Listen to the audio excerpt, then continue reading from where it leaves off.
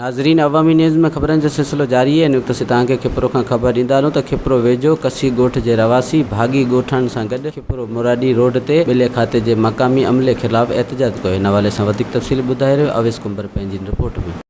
खिपरो वेझो कसी ॻोठ जे रहवासी भाग्य वली मोहम्मद हिंगोरो ॿियनि ॻोठाणनि सां गॾु खिपरो मोरडी रोड ते एहतजाज कंदे दाईंदे चयो आहे त सिंधुस भले नसल जी ढॻीअ खे ॿेले खाते जे अमले डोड़ाए मारे छॾियो आहे। साणनि इंसाफ़ कयो वञे।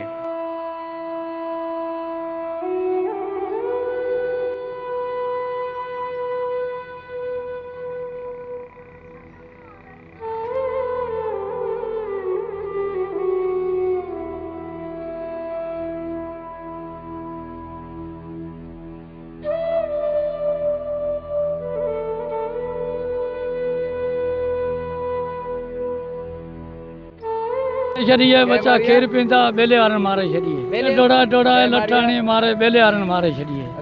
हाँ बच्चा खीर पींदा लख रुपए जी ढगी है। ठीक है, वो किथे हुई की वही पे ढगी इन रोड ते भी पानी पीअण वेही पे ता डोड़े बड़ी बेड़े मंझि ऐं हिननि फेरे ऐं धकाया आहिनि। मूंचो ॿधे रोके हेॾे रोकियो कोन मारे छॾियो पे उनमां हिकिड़ी ढगी टरे आई उनखे धक हणी बेदर्दी सां मारो वञे। इंसाफ़ कयो वञे, असां ते इंसाफ़ कयो वञे। ढगी ता मुंहिंजो मकादो है हाजी ज़ेब जे पासे त मुंहिंजो छो था मारो। चयो बाबा पानी पीए वरी असांजो ॿेलो आहे हीअं उते धक हयूं कन फड़ारो मरी वई। अच्छा, धकण वारो कहिड़ो? हिकिड़ो आहे अमीर बश्क ऐं ॿियो मुराद बंबरो।